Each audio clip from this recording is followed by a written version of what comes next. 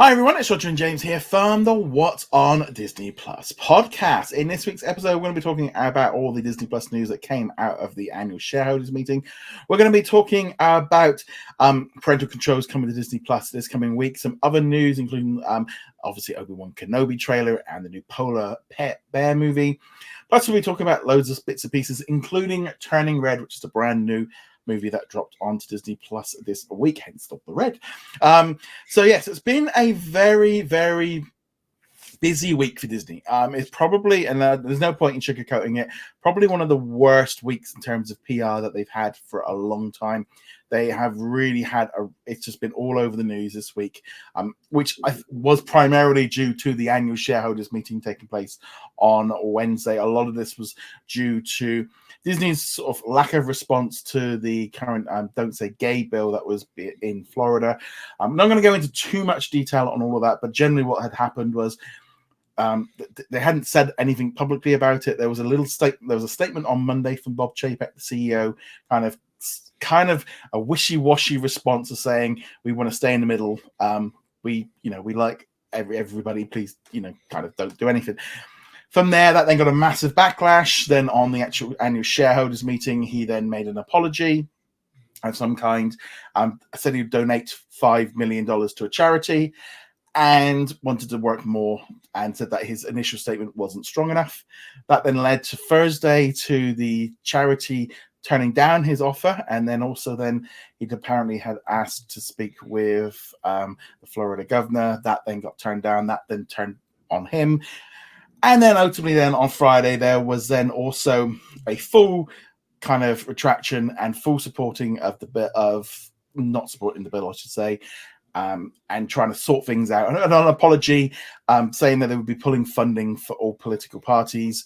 This also primarily what this comes to from the point of view as us for fans of content.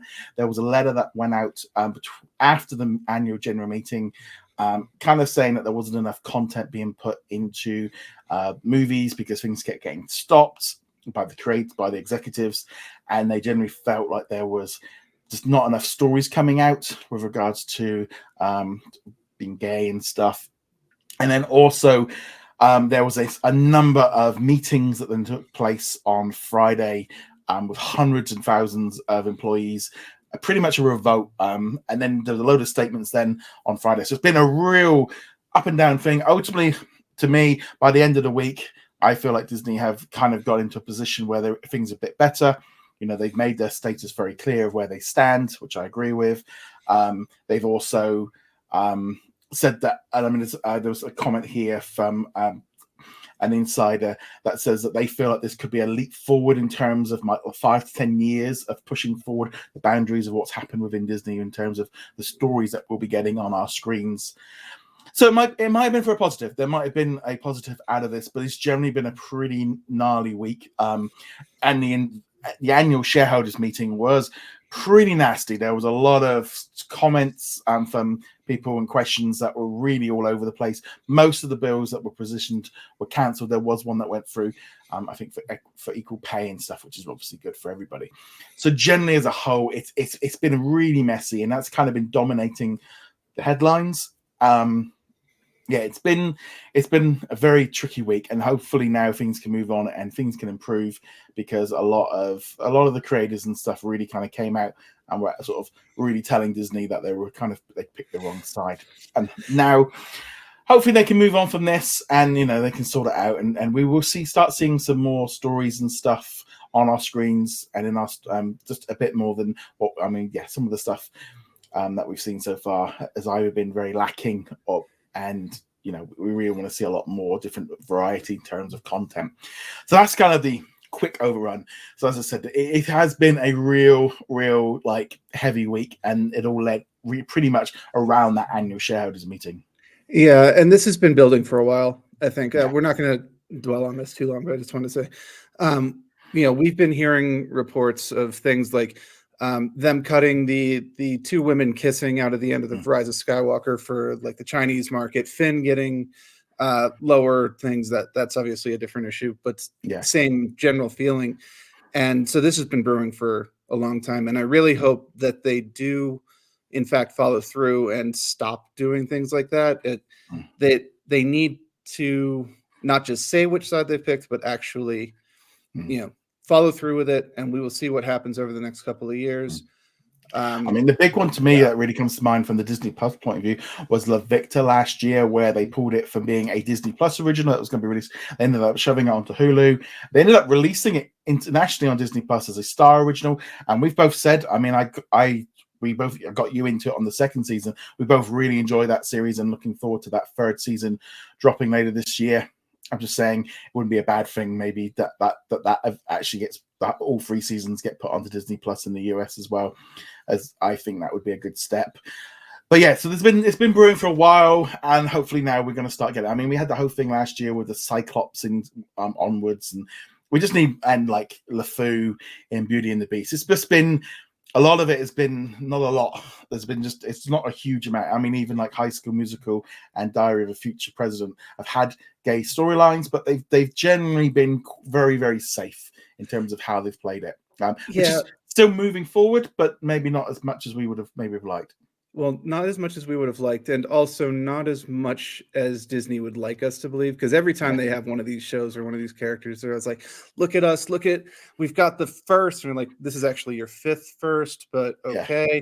And then, of course, they walk it back, and then they end up being a very small character. So this has been a junky week, but if there can be an actual progressive leap forward as a result of this, then the pain will hopefully have been worth it. But we will see. They've said the words, now they have to prove it, and that will take time. It's not like they will release tomorrow a new movie that has everything.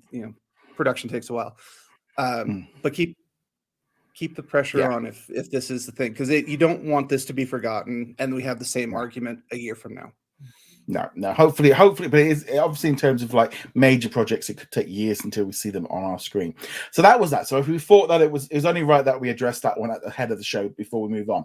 So also at the AGM, there was maybe a 5-minute montage of like, here's all the great stuff we've got coming over the next couple of months. During that we got our first look at the Obi-Wan Kenobi trailer. So this one, earlier in the day, they released some photographs. I must admit, I was kind of thinking, I don't think we're going to get any more, but they did surprise us. Whether or not that was to take away some heat, I don't know. That's my, looking at it from that point of view. But the trailer broke. Obi-Wan Kenobi, I've watched that trailer so many times. I cannot wait for this series. It just looks fantastic. I'm very excited for this. I was also surprised. I was not expecting this to pop in, so I was glad to see that. Overall, this is a great trailer. I'm really looking forward to it. I only have one complaint, which is that the Grand Inquisitor doesn't look anything like his interpretation in Rebels or the comics, which is ultimately a minor thing. I don't think he's going to be a major character in this, but it's still like, you could have gotten Jason Isaacs. Come on. But because he voiced him in the cartoon. And he also just it should be. It just looks a lot of fun. I know it might sound silly, but it feels like Star Wars. It felt like Star Wars, and I think with having the Empire, because I feel like that was what was missing from like Book of Boba Fett, was like not having anything with the Empire really, and even Mandalorian a little bit in season 2, and there wasn't so much. Without the Empire, it kind of loses its kind of connection with the original movie a bit. It's a bit. It's just something about it. You need them as the villains. It's just as simple as that. You know what? I wouldn't actually necessarily say that. I would for this movie. You do, series. You do absolutely, because Obi-Wan is very intertwined with the Republic and the Empire. But I'd say for Boba Fett and Mandalorian, you, other than them using them as like a threat or Moff Gideon or something like that, you don't actually need them, because part of the appeal of Tatooine, where like the Boba Fett series came on, was it's the Outer Rim. The Empire has no presence here, even before the Battle of Endor. So the threat is the Hutts and the Pikes and so on like that. But Obi-Wan, yes, if they did not have the Empire and Obi-Wan be like, well, he's going to go fight Tusken Raiders to protect Luke or something, that's not really all that interesting. There was just so much in that trailer I loved. The Duel of Fates, him riding like his dad on the speeder, and just great. And there was a whole And I like the fact that it's like, oh, they've lost, they're low, they've been beaten, and the Empire's winning. I think this just looks great. Not too long to wait. That'll be arriving on May the 25th. Whether or not we get any more trailers, we may be a little bit closer to the date. But that was definitely a highlight of the day. Also, it felt like a movie trailer. You kind of alluded to that. It felt like a movie trailer, and that's what they needed it to do. So that one's looking pretty cool. We also got like a 1 second of I Am Groot. He looks like Groot from the movie, so that looked good. We also had a second of, I think, Rise, the basketball thing in there. We had a photograph of the new National Treasure show that they're currently filming in Baton Rouge. We also had like a second of the Pinocchio movie, which is coming out in September. Then they put out the official photograph of a nice kind of clear shot of Tom Hanks as Geppetto and Pinocchio, which just looks like the character. It just looks like him from the movie, which is great. And I'm trying to think what else we had. We had, I think that was it in terms of like previews. Like maybe Sneakerella was in there, and obviously like Doctor Strange and like Turning Red and stuff. But it very much was a case of if you blinked, you missed it. There wasn't a lot in there. it was very quick and very fast. But that's more what we were expecting, honestly. Yeah. Rather than a full trailer for Kenobi, we're kind of like, here's our projects. Was expecting more and unfortunately than stills, but they kind of removed the that initial montage from the replay, because I went back the following morning to kind of try and grab some better pictures, and like the montage in between the two things had been kind of removed, and we had him talking about it, but they didn't actually have like the clips and stuff. So that's interesting, which is a shame, because if I know there's a lot of people checking in thinking that hoping it was going to be a full-on presentation, and then when it started, it wasn't that. It was just audio, and then we had like a quick video. And I'd been saying this for days beforehand, like it's an annual shareholders meeting. They have to vote on stuff. And like I said, they were getting questions from shareholders, and it was definitely a bit weird. So that was the annual shareholders meeting. That was the bulk of it. So overall, it kind of was where I thought. I'm surprised it didn't give us an update on how many subscribers kind of we fully had. It was a little bit of an update, but not really a better one since the last quarter one. I'm guessing they didn't want to put it out because they're going to need it for the next quarterly results, where the trouble is they put out that one in February, then we had this now, and then the next one would maybe be May, and they're not going to have gone up a lot in like a month or 6 weeks, and therefore it would have then got a load of press going, you've not got anybody. Yeah, there was no international announcements in terms of stuff, and it was no mention of what mature content is coming to Disney Plus for general entertainment. It was all very, very vague. They just weren't making any major announcement other than Kenobi.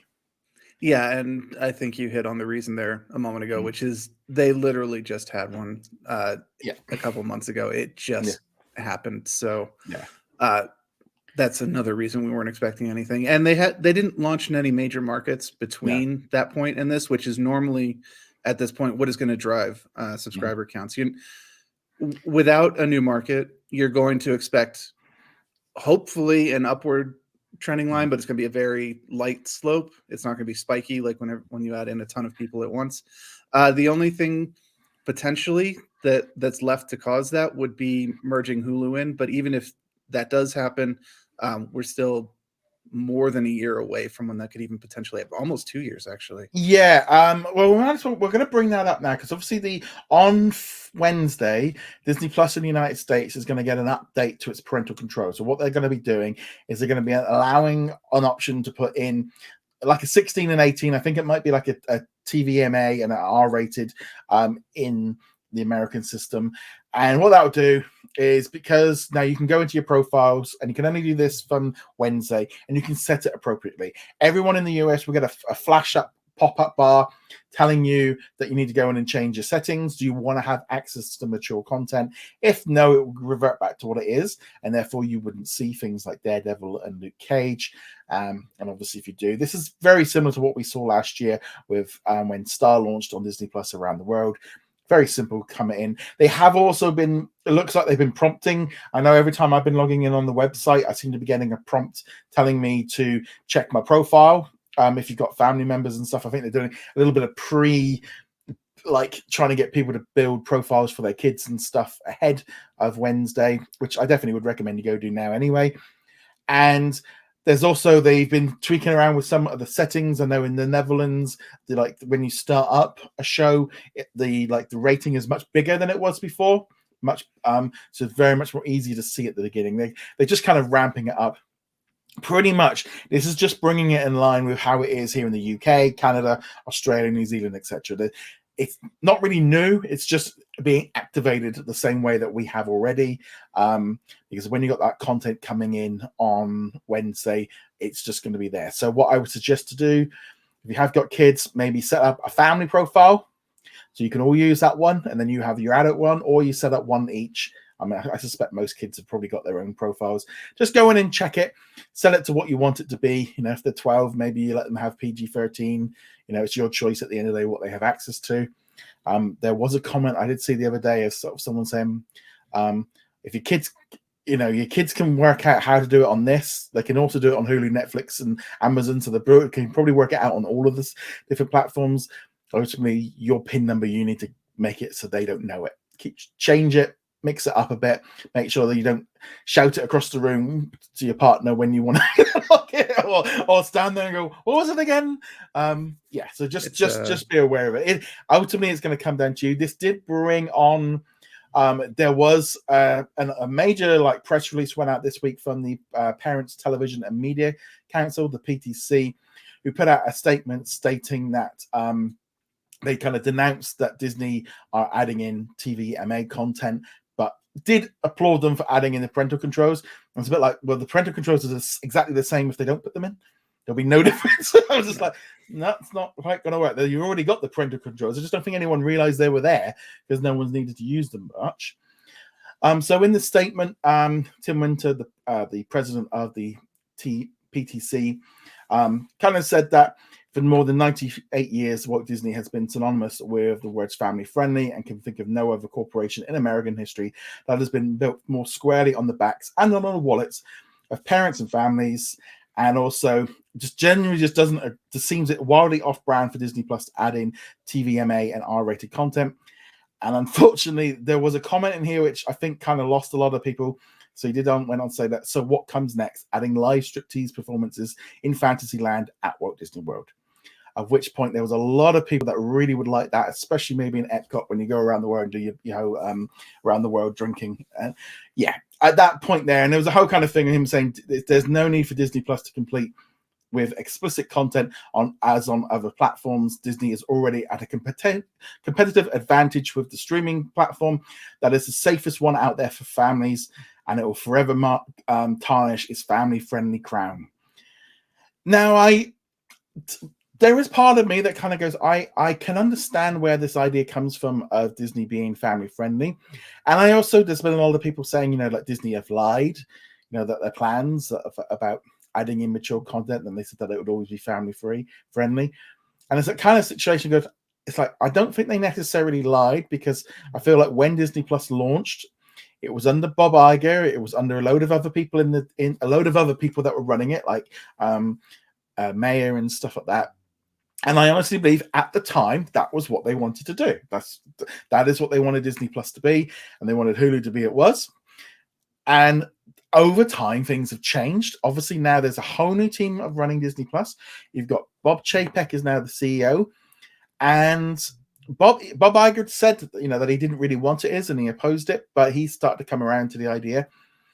I think the whole world of streaming has changed so much in the last 3 years with the addition of Peacock and HBO Max and Paramount Plus, and the competition has got a lot harder. The other big issue is I think once they did it internationally, they then changed the game, because now no longer, it was never a case of, well, they're never going to do it. Well, it was easy to say that until they added Star. Once they added in the Star brand onto Disney Plus here, like in the UK and stuff, it really changed things up a bit, because you then had this content in there, and it was like, well, we've all got it. And the amount of comments I saw, because this whole thing with the PTC went all over the place, and a load of big networks picked up.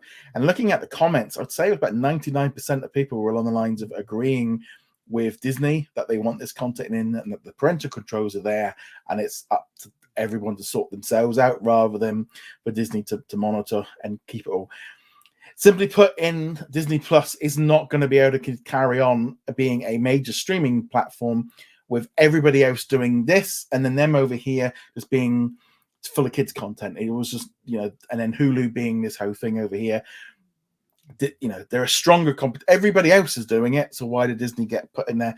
And I think that's generally this whole thing of Disney being this family-friendly brand.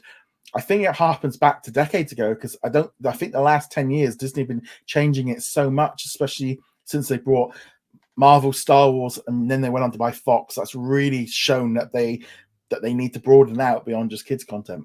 Well, yes, but at the same time, Disney throughout their entire life cycle have been very, very careful to make sure that if they are pushing out more mature content, let's talk like The Rock or Armageddon or things like that, that it's not under the Disney brand. Now, the studio behind it was a Disney company, and that's why, if you went on the backlot tour at Hollywood Studios, you would see Pearl Harbor stuff sitting in there. We had like an Armageddon attraction right in Paris. Exactly. And you're like, wait, was that Disney? No, that was Touchstone, but they own it. That's their thing, and they've been exceptionally careful to make sure that Disney is where Mickey and Donald and the princesses and such, they live here. The mature content lives over here. Fox has The Simpsons and Futurama and Family Guy over here, and they've all been very neatly put into their packages. And so I totally understand where people go. Disney, specifically the Disney properties, are kids friendly, and they always have been, minus one or two either mistakes or experiments, depending on how generous you want to be, have happened over the years. But yeah, it's a different world now. And the one thing I would say, the one major thing I would say is, with that merging of Star and Disney in everywhere but America, functionally, there's a couple other places, but pretty much just that, Disney have the numbers now, and they can show definitively that including this mature content was an increase in revenue, was an increase in subscribers, and that's going to drown out the people who just don't want that on Disney. They can show you will get more subscribers than you will lose by including this content. And I think there's a general misconception, I think maybe from parents that have got Disney Plus that think it's just for their kids, when over 50% of Disney Plus subscribers don't even have a kid in the household because they're watching like the Marvel and the Star Wars. And I generally feel like, younger adults, including us, we're we're in that territory where we will watch like the latest Pixar movie, and my wife and my friends and stuff, we will watch this stuff because we don't associate it the same way that like my parents do. My dad wouldn't watch an animated movie, and because it's that different generation. And I feel like over time it's changed, and I know, especially I think since the arrival of Marvel and Star Wars, you go into like the London Disney store in Oxford Street. I was in there a couple of months ago. There's a whole floor upstairs for Marvel. There's a whole section for Star Wars. And then they got the princess stuff downstairs. You walk up the stairs and there's just posters, and it's like, this is not the, and they have got, all the hot toys and all this kind of stuff. They're not selling these hot toys and these £300 Lego sets to kids.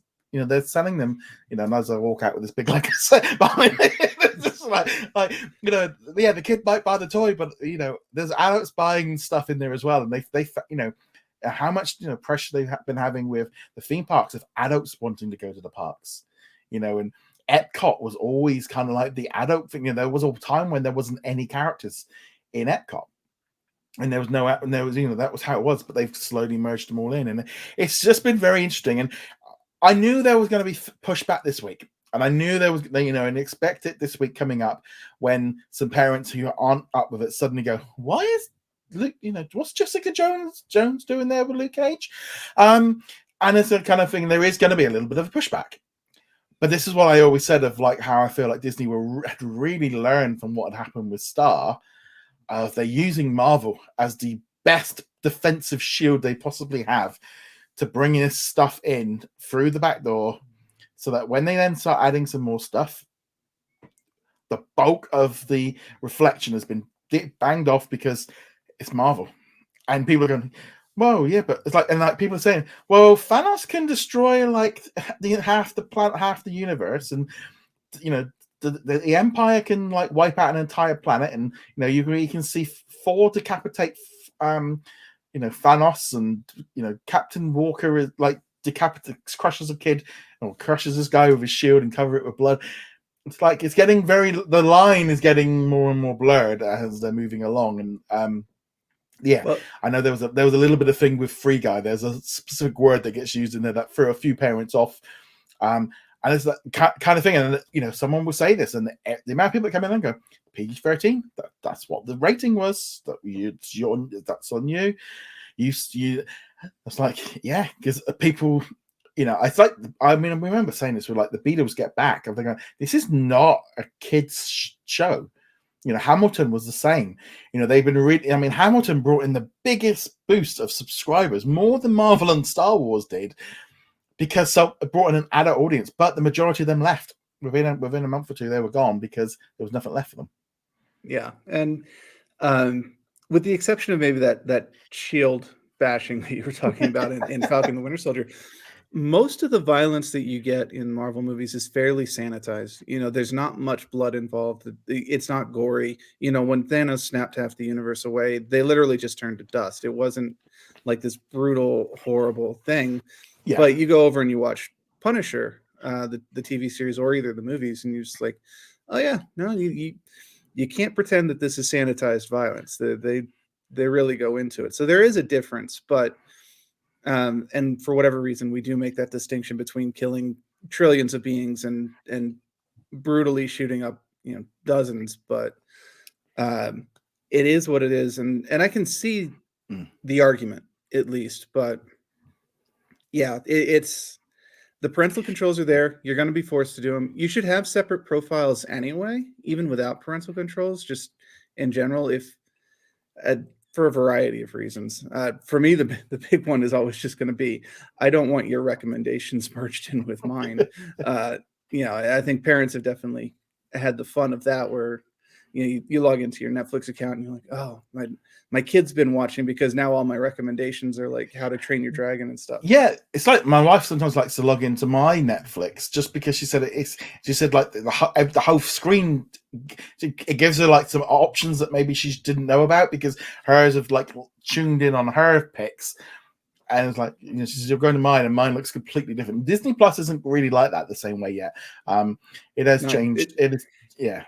It doesn't have enough content in the States yet for it to really be distinct. But the difference being, you log into your kid's profile and you'll probably get like Mickey's Treehouse and Mickey Racer and stuff like that. Whereas you log into your profile and you get Mandalorian, Boba Fett, etc. Well, this is just looking here. It's like for me, this is what I've been watching. It's working out what I'm watching. And therefore, it's noticing the fact, I'm not watching Mickey Mouse Clubhouse. Actually, with the exception of Pirates of the Caribbean down in there, it's like there's literally nothing on this page that is identifiably Disney, other than, of course, the Turning Red banner. Yeah, but then we get the things like, because you've been watching The Walking Dead, you get these other bits and pieces. We've got some great movies coming up here. These two are ones I'm going to be wanting to watch in the coming weeks. But it is funny how all this works, and I think this was something that's really come up with this feedback to the PTC, was so many people in the comments, and this is not just here, this is on all the outlets, really kind of coming and going, wait, do you guys see what we've got? It's just like, wow, you got, it's just another go, wow, it wasn't just like one people, you're talking thousands of people coming in going, we all have like Deadpool and stuff here, and it's been great, and we've had it for a year. And there's a lot of it as well of like, we've not had any. There's been like, you might get the odd comment or so, but there's just been no press about this at all. It's just how it launched, and we've had it, and Disney have seen the data, and And the amount of people now that are saying, Disney Plus is one of the best streaming services here in the UK because of so much choice. It's we're getting all these originals, and it is really picking up. So it is something just to be aware of. Obviously, with the Netflix series arriving later next week on Wednesday, we all knew internationally it wasn't going to make a bit of difference because we're kind of used to it. There's some seasons I'm gonna probably try and rewatch The Punisher because I haven't watched season 2, so I'm probably gonna remind myself of season 1 first. And I didn't watch season 2 of Luke Cage or Iron Fist, so I might give them a whirl in the coming weeks ahead and give me something to watch. Something I can put on in the background. Right. Other quick bits before we move on to some reviews. Death of the Nile. That has now been confirmed. It's going to be coming to Hulu in the United States and HBO Max on March the 29th. Internationally in like Canada, the UK, Australia, New Zealand, etc., it'll be arriving on March 30th. A little bit later in some countries, including Spain and Singapore and Malaysia. And then in Latin America, it'll be arriving on Star Plus on April the 20th. I was kind of surprised they went with March. I thought this might have slid into April. I thought they might have pushed it back because now I'm going to say honest. Here on Disney Plus in the UK, March is quite a month. We've had West Side Story, Turning Red. We've got Fresh coming up. We've had the Eyes of Tammy Faye coming up, Nightmare Alley coming up, and this one.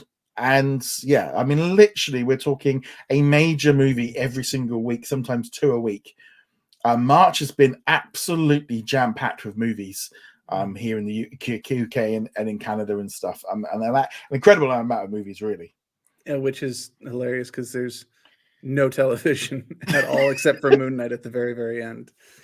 Yeah. Well, we've got the Dropout at the minute. That's true. The Pam and Tommy, we just had the finale this past week, and some other bits and pieces. But yeah, so we know that this is a movie I want to watch. I haven't watched the first one. I've been waiting for that one to drop. We've also, there's a lot of people were asking, like, why is Death of the Nile not on Disney Plus in the US? While my gut reaction is, well, it's a PG-13, I'd still thinking it's still got a little bit of like aftertaste with everything that's gone on with Armie Hammer. And they probably they made a decision months ago with HBO Max, probably before, where they agreed to shove this one over there rather than onto Disney Plus. Because it's the same rating as West Side Story. So I presumed that the agreement with HBO Max is the reason it's on Hulu instead of Disney Plus, because you don't really want to mix up the messages as much as possible. Well, I just need to get an idea of what they're doing with this general entertainment, really, because it's still True. They've still not really said how they're planning on handling it in the US. I suspect they're waiting until this week's out the way. They want to get the parental controls in, get the Marvel stuff in, deal with the feedback. I mean, they did add like 6 or 7 like ESPN documentaries on Disney Plus yesterday in the United States. Yes, I saw that. There were a lot of them. Yeah, well, I mean, we had it some weeks. We were getting like 20 a week. They just we've got like, I think 50 or 60 of those 30 for 30 documentaries in the UK, and you're just like, and then they're going, can we get that ESPN hub? There's like 3 times as many. Well, there's 3 times as many ESPN documentaries as there is content in Star Wars and Pixar. So you're like, there is a lot of. That's why there was so much talk about this ESPN stuff coming over, was because the amount of documentaries and you guys are starting to see that flood in as well. We also had confirmation we had the first trailer for a new movie that's going to be coming out on Earth Day on the 22nd of April, which is Polar Bear. So this one, Disneynature, the trailer looks nice. The Polar Bears looks good. We'll watch it. It's hard to. My problem was, again, we've said this before. Disneynature is not for us. We love the look of it. It just the narration. If you could put somebody else doing it and have an alternative version, it would be amazing. But the trailer looked nice. It looked a nice movie. Yeah, no, I think they've kind of distinguished now. The Disneynature stuff is aiming at a younger audience. It's not really trying to tell a proper story. Maybe it'll touch on a couple of important issues, but it's really supposed to be fluffy and cuddly and look at the cute animals. And then National Geographic is where the proper documentaries are. And I think they've at this point very clearly drawn that line. That said, it's good. I'll watch it. I'll look at the cute, cuddly polar bears and learn about how their habitat's being destroyed. But this is to me, this is like National Geographic Light. This is the intro for the kids, so this is good. Also, it was announced this week that National Geographic has gone into a partnership with History Hit, and also, which is part of All Free Media, creating a brand new documentary as part of the Explorer series, which will be coming in fall 2022 on Disney Plus and National Geographic channels. And it's all about finding one of the lost shipwrecks in history, Sir Ernest Shackleton's Endurance. So that one is going to be coming later this year. So if you're into your documentaries, I mean, that looked good to me. I saw this and saw a little bit of footage. I'll watch that. That's up my street. Yeah, the Shackleton expedition is a pretty fascinating story, so I'm looking forward to that. And I saw they released a bunch of photos and clips of them actually finding the Endurance after however many years it's been. It looks like it's in pretty good shape, actually, all things considered. Yeah, I think because of that, maybe because it's so cold there, it's kind of kept everything going. Also this week, and this one was a little bit interesting, was Disney have done a new deal with Nippon TV, which is a Japanese company that creates local content, and they'll be creating drama series, animation, and variety show for both the Japanese and global audiences, and the availability of both companies' content on their respective platforms. One of the first drama series will be The Files of Young Kindaichi. I do apologize if I've butchered that one. It'll be coming out in Japan on April 22nd and will be released on Disney Plus worldwide afterwards. And it's all part of a deal that they've made to get, which is what we've been talking about, of getting more content. They're signing lots of deals, and that definitely looks like they're just trying to get as much worldwide distribution as possible, which great. Just give it, if you're going to have it, just put it everywhere. Yeah, and it helps them with the localized content too, because I'm sure even Japan's got contracts saying so much of the stuff on Disney Plus has to be. And it is kind of that same thing as well. They need more local content to kind of draw people in, because you don't want it being just this American output, because that can kind of put people off. But also, this content also helps in other countries as well, because obviously with the whole Asian market, there's a reason why they're putting it out in loads of different countries, because everyone can watch, and obviously in their own and different subtitles and languages and stuff. But just generally, it's good. So yeah, more great content. Can't really go too wrong with new content. And I'm just trying to think. I think that's all the news. I can't think of anything more that we've had this week. Nope, I think that was everything. So before we go into anything else, just a quick bit of housekeeping. If you haven't already done so, make sure you do subscribe. Also want to say a big hello and thank you to all of our Patreon and YouTube channel members. Thank you very much for all of your support. Helps keep all the lights on, paid towards this, hosting and everything like that. So big shout out to Daniel, Elliot, Aero, Caleb, Red Marsman, Cody, Jacob, Darren, Lauren, Sarah, Juice and Andrew on Patreon, well over on YouTube. Thank you very much to Ben, Adam, Diona, Raphael, J Blue, Dana, Ricky. We've also got Dave, Mamad. We've got My VCR Still Works, Bina, Joshua, Dawn, Martin, and also Jeremy. And also a huge thank you once again to Sarah for all of your support as well. You guys really make a massive difference, and also you also get to contribute each week to the Q&A, and there'll be a live Q&A this coming Sunday night at the usual time. I say usual time, will mention that the next couple of weeks the timing might be off a little bit. I'll try and move it a little bit forward because the Americans are going forward or in time for the summer 2 weeks before the UK, so I will try to go a little bit earlier, but technically it's still on my right time. It's as you guys have changed. So there will be a little bit of a change in time over the next 2 weeks because of the time difference. And also you might notice if you are in Europe that Disney Plus updates an hour differently to normal. And I think in Australia there might even be now a 2-hour break because they've gone back and we've gone forward. So there might be a little bit of a mix up for a couple of weeks with everyone updating. So I'm gonna have to get up probably an hour earlier every morning on the drop days to make sure that everything's up on time. Right. Okay. So let's now talk some reviews. So obviously the big one this week was Turning Red, a brand new Pixar animated movie. Came out yesterday. There was also a behind the scenes documentary as well that came out. So I did watch that one this morning. James, what did you think of Turning Red?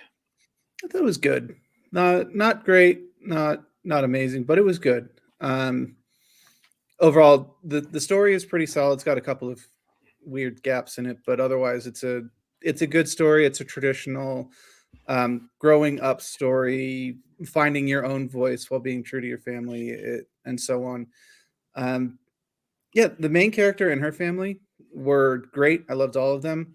I think it was her circle of friends that kind of put me off a bit, particularly the Korean girl whose entire personality was just being very, very angry. I see. This is one of those things because I mean, I'll be honest. I watched this one a few weeks ago, and I'm gonna probably watch it again with my wife in the next couple of days. And Scott, I can remember getting to the end of it going, and I was like writing up my review, and I'm like, I can't think of anything that I didn't. There was nothing that stood out to me as like to sort of say, well, I didn't like this. I wouldn't. It's like there was just something about this movie which really like captivated me in terms of the story with her with her mum. You know, you had that dynamic. You had her, and then you had the whole like metaphor about it being puberty and being on a period, which I think, and I can't say this enough. I think this is going to be such an important movie for decades. And I think this is going to be a movie that all the girls coming forward, going into puberty, are going to end up watching this, and they're going to end up watching it maybe with their mum or their dad, and being like, and then kind of like parents maybe going, look, this actually is what this is, this is what happens, and there's a whole thing here about the mum at the beginning. They kind of talk about it being a period, and they the mum comes in with the pads and the also like the water bottle and chocolate and stuff like that. And it's like, this is such an important thing because I mean, I don't know what it's like now for kids at school, but I know like when I was a lad, we never got taught all this stuff. I remember when we spoke about Diary of a Future President, the first episode a couple of years ago, of like how important these stories are. And it's not just important for girls, it's important for boys to know what's going on, because we can be completely ignorant to the idea, because we're ignorant because they don't know. Well, they're a boy, they don't need to know all this. Well, if all the girls in their class and their friends and stuff are out, they need to know why. And I feel it's just important for boys to watch it. But also, I feel like kids can watch this and it can all go right over their head. They ain't going to care. Like we had people asking, oh, will my little kid... The kid ain't going to care. It's just going to be a big fluffy monster that it turns into. And it's like a werewolf kind of story. And they completely will misunderstand all of it. And I think that's the greatness of this story, is that it does it. I think it's just very empowering as well, with the issues like between the mother and the daughter. I don't know. There was just so much about this one where I was just like, yeah, I really get what this is doing, where it's going. And I really just got to the end of it and was like, yeah, I thought this was a great movie. I can see why it got pulled from a cinema, why not necessarily got pulled from a cinema release, but why maybe Disney were like, this can go on Disney Plus because we feel it's going to be a massive hit. But was Turning Red going to be a huge box office hit? I don't know, because I've had a few people reach out to me and go, like they don't feel like it's got like mass appeal. And I'm like, did I see a different movie to everybody else? Because it's got a big, cute red panda. I've been there all week. I keep going onto Amazon. I'm looking to try and get a plush or the pop vinyl, because I'm just like, I love this character. I thought she was lovely in it. I thought that the panda was great. I love the friends because they obviously represented different stuff and they were there for each other. But I love the fact of her like getting, like, why am I? And it was great in the documentary, them talking about like, because it's pretty much needing an all-woman team that put this together. And the whole thing of like suddenly becoming interested in boys and like drawing them because that's what they were doing. And they're like, people are going, this is like they get like really horny. It's like, well, because they're like, like up against, it's like, yeah. I mean, they briefly touched on it before in like Turning and Inside Out, where they were like, they went into puberty and they kind of played on it a little bit, but this really hit it. And it's like, we just don't get this kind of stuff. I don't know. I just thought the story and everything was just so well done for kids. And I think as adults, we can relate to what's going on so much better. I can relate more to the parental side of especially the father like not wanting to have the conversation with his daughter, even though he knows it's something that's got to happen. But 2 points. First, the panda is adorable. I don't think anyone can deny that. And as I was getting to the end of the movie, it's like this panda is going to be amazingly popular when they get when they start having meet and greets at the various parks. That line is going to be going or like curling around all over the place. Cynically, you could go put it in, and they don't put it in the China showcase. Oh no, they need it in the Canada showcase. That's where they need to put it. They need to put it in Toronto, Canada, in the Canada one. Because I mean, I'm gonna be having been to Canada numerous times and having spent quite a bit of time in Toronto. I don't know if that helped because a lot of Canadians have been talking about and people that are from Toronto have been talking about how they love seeing all the references. And you have to. I was like, I did get a lot of it, and it did actually help. In that same way that you look at like New York and go, oh yeah, I recognize that. And I was the same thing with the Toronto. Being at the Sky Dome, and going up the tower and just the Chinatown and just I loved all that aspect to it. Oh yeah, it was great as a guide to Toronto and come visit Toronto, which is a great little city. But second point I wanted to make was I 100% agree that this is an important movie for talking about these things and being a guide stone, especially for young women growing up. So my complaints about it do not revolve around that at all. And I appreciated that it was very frank about the discussion at the beginning. Sure, it played it for laughs, especially with the mom showing up at the school and be like, "You forgot your pads," and the sheer embarrassment that girl must have felt at that moment. But still treating it as just okay, that's part of the joke. But otherwise, no one's trying to pretend it's otherwise. No one's trying to cover it up. Everyone kind of gets what it's coming from. Now, there will be a lot of important bits in this, and I do agree with you. This is especially if you have a young girl, this is one where you can kind of begin that conversation and talk about some of the more negative sides of growing up and such like that. And for boys too, because that conversation should be normalized. It should not just be some mystical thing that happens to women every 28 days or whatever. And you just hide in the shed like he used to joke about, in the 50s and 60s, and no, it's a team thing, and you should know what they're going through. You should know how to support them, that kind of thing. But my complaints about the movie have nothing to do with that. It's purely from storytelling perspectives. We're just like, especially with the whole thing with the panda being seen as like a negative by the family members, because I'm like, okay, even in the legend, this is why our family has this legend, is it was to protect her family. Like, okay, that's a noble reason. And I get that, you have to have good emotional control to not have this panda coming out. But throughout the entire movie, we see this girl just being able to flip literally whenever she wants in either directions. Like, she's got complete control of this panda, except for the most extreme situations. Just let her keep the panda. You don't have to do this whole ritual. Let her do it. And of course, that is the point, them coming around to it. But I just never got why they're like, no, the panda is such an evil thing and you got to hide away. It's like, it's a protector. But then I also look at it in the other way of again with the metaphor of the fact it changes. It's that thing of women hiding it or hiding it from everybody and hiding it of and not showing that they're currently going through it. And it's that situation of when you look at it, it's but on the surface level, if you didn't know that, people are not going to pick up on it. And I think that's what's great about it, is because it finds that line where you can go deeper or you can go on the surface level, and it's just like I say, it's a werewolf movie, and that's kind of a modern day I literally thought this was a lovely movie. I mean, so far it's out of the free Disney Plus ones, is Luca turning Red Soul for me now of how I would rank them. Luca, Luca was fantastic. Luca was great. But it is, I thought this was a really great movie.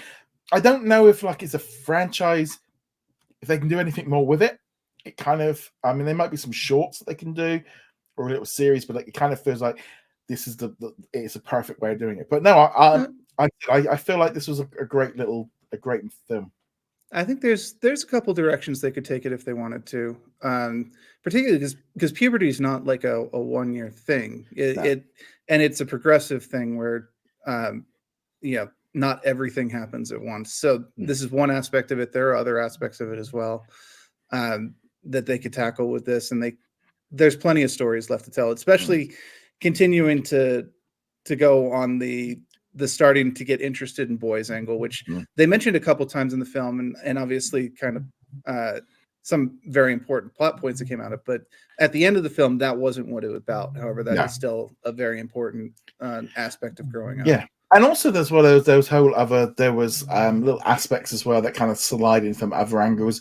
Like one of the friends was actually dancing with a girl at the party, and they just normalize, again, which is what we talked about at the beginning of the film or the beginning of the podcast of representation. Just a small scene. There's also the whole thing with the guy friend, the one that they do at the party. Of him also being very much into the boy band. And there's this whole thing of there's a lot of subtlety, which it can be good because it can go over people's heads, but also it can be lost because it's gone over everybody's head. So it's definitely an interesting one with how it is. But yeah, I thought this was great. Definitely watch it. I'd also really recommend watching the documentary because I think this was one of the better documentaries they've made. It was a really well done one. You really saw the love that went into this and how they made it and what they were doing and how different it was. I mean, again, we said about the anime aspects to it. It just looked different and it felt different and it felt fresh and original for Pixar. And that's what it's what you like, like having something completely original and fresh. I mean, it's quite funny. I'd just taken the dogs down to the beach before we recorded just to wear them out a little bit. That's why you can probably hear one of them snoring. Literally, the big bus goes by, big turning red poster all over it. It's like, this is a major movie because, we don't see that on every single movie that comes out. No, especially movies that go directly to streaming. You don't see it too often. I would also recommend the documentary. It's really well done. And I know, especially from recent years, there's kind of this knee-jerk reaction the majority of the production team was women. This is one of those things. It's like, yeah, the team is majority women, but that's not the point. The point is that they are very talented women telling the story and giving their perspective rather than it being a team of women for the sake of it being women, if that makes sense. And I mean, but the story that's what it needed, and every character is better because of it. They're all real, and I think that's what really helped. All the characters are much more realistic. And that's what I mean. That's what I mean by it, though. So many stories are men's interpretation of what it is to grow up as a woman, and then to have actual women talking about their respective is far more authentic. So that's what I was getting at. We're getting actual stories rather than, oh, look, we put a bunch of women on, give us some applause because we did this female cast. Yeah, I mean, I was on a virtual press conference with all the actors and also the creators and stuff last week, and they were talking about it and just having a chat to each other, and you can really tell that sense of between them all of how much love they've had for doing this, and especially with the kids growing up, because they'd not really, because of COVID, they'd not really been together. So it's like the first time they'd actually been together as a group. And it's just, you can definitely see that kind of thing of, that there's a lot of love for this one. So definitely check it out. And I gave it 4.5 out of 5. I really, honestly, I couldn't pick a fault in it. There really wasn't anything I didn't like about this movie. Yeah. And just to reiterate, the problems I had with it were more storytelling, but I also understand that a lot of those were choices due to the allegorical or the metaphorical nature of the story. So I was approaching it more from a literal storytelling perspective rather than metaphorical. So I acknowledge those. They still bother me, and I'm not changing my position on it, but still, this is a very good movie. It will be an important movie going forward. Definitely check it out. If I was going to compare it to something, actually, it reminded me a lot of the Goofy movie, the original one. Yeah. It's very much, in addition to the growing up, it is also about that familial bond and drifting apart as the kid gets older, but then at the end finding a way to integrate the new child into the family dynamic with their interests rather than what's been imposed on them. So yeah, I'm probably a solid like 3.75 to 4 out of 5 on this. It's still very good movie. Yes. Also, this week we had the French Disney Plus original series Weekend Family was dropped. So we had all of the episodes drop this past week. I did watch an episode. It was kind of one. The reason why I was able to watch it was they dubbed it. It was available dubbed, so therefore I could put it on while I was kind of working away. And this was such a weird little comedy, like family drama series, because he's got like three kids, all with different ex-wives, and he's kind of in connection with them all, and he's kind of trying to meet out with a new girl, and the kids are kind of trying to stop him, but then they end up liking it. And it's kind of a really funny one because it is very modern.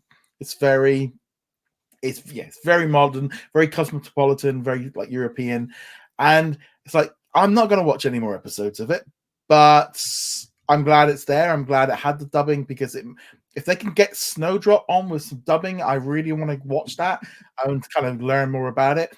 But as a show, I haven't got the time to sit there and read for 16 hours.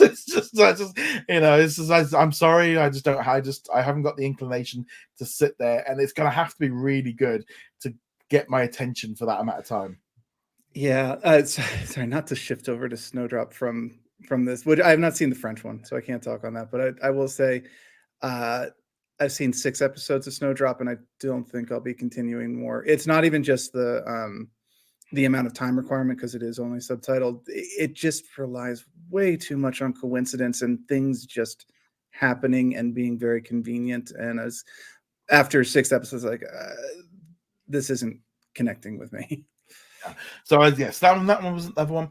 I'm trying to think what else I've been watching this past week. Did watch the latest episode of The Dropout. Episode 4. Really enjoying this series. Watched it last night. Can't stress how much to give that one a go. That one's pretty good. Did you been watching that one? Yes, I've been watching that one. I'm actually kind of curious how much story they have left because it really feels like they've been barreling through in the first 4 episodes, really kind of getting to the point where the trouble really begins. It's like you still got 4 episodes, but I really feel like we're already up to the crisis point. So I'm kind of curious where they're going to get to it. It's going to be the whistleblowing and then like the legal issues and it all falling apart.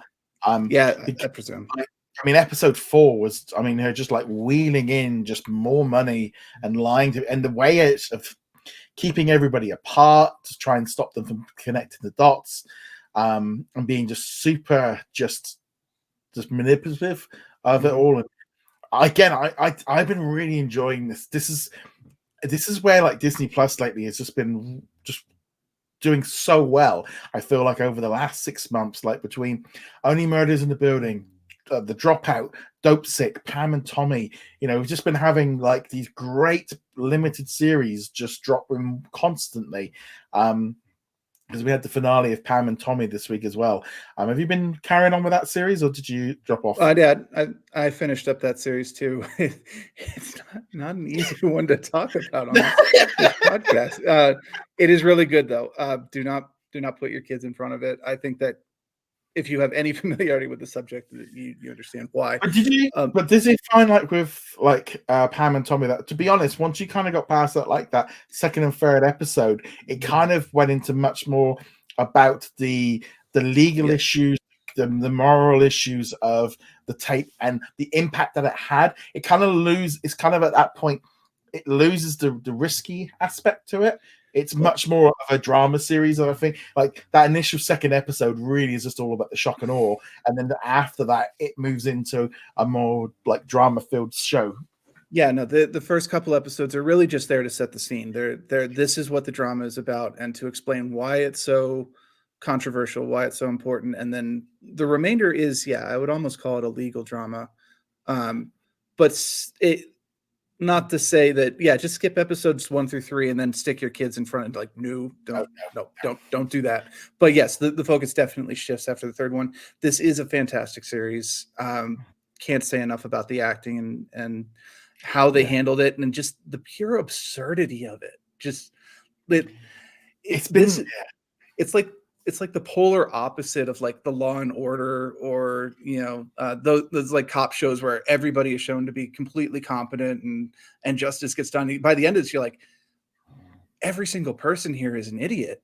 Well, not so much that. I mean, you really feel for like obviously Pamela Anderson in this yes. one, especially when she's doing that. Was it when she's basically talking to the lawyer, and he is that's horrible. It's a horrible scene, and that for and you do feel sympathy for her. You feel sympathy. Also, I do feel a little bit of sympathy towards Seth Rogen's character, because he got screwed over multiple times as well, in terms of how all this worked together. But also just from the point of view of the internet, of just like, and I don't know if kids, or not necessarily kids, but younger adults might not be aware of what it was like back in the 90s, of like with the internet. Like, this really revolutionized everything. And again, it was a great series. It's so weird though, because I watched all 8 episodes way back in like end of January before the series. It feels like it's been one of those things, just a series of just like, is anyone talking about this yet? Because it's just like, because again, we're kind of it kind of funny, because I thought like it was an amazing series, but after the backlash, no one was really talking about it.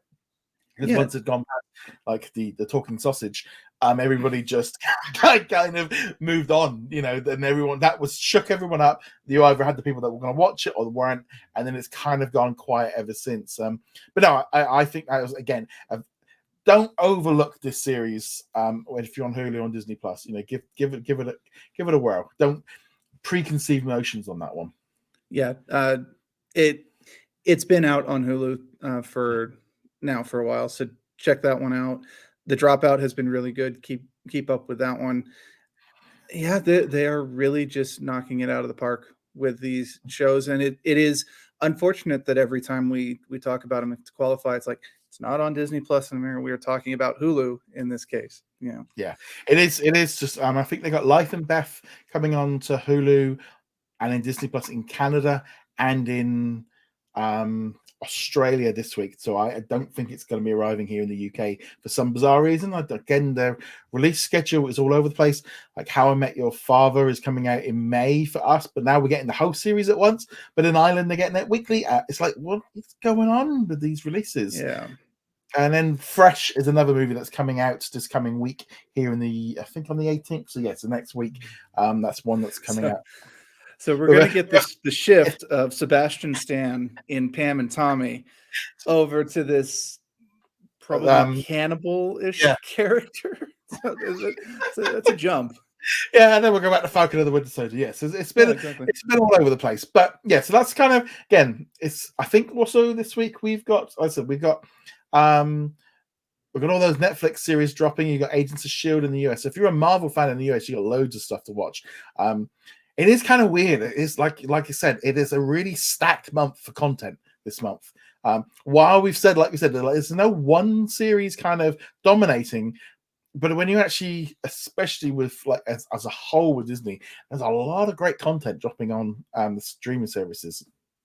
Yeah, and if you include Hulu, there's a lot going on there as well. It definitely expands it out, but of course, the Marvel content. And since it is all legacy content, we're not going to talk about it in great detail, but we will obviously kind of be like, what were some of them that you watched, or what was first on the queue for rewatching? And for me, that'll probably be like the actual Daredevil series, at least season 1 and 3. Season 2. Well, I think recently finished the last few episodes of season 3 off. It was one of those situations. I don't know what it was with this whole.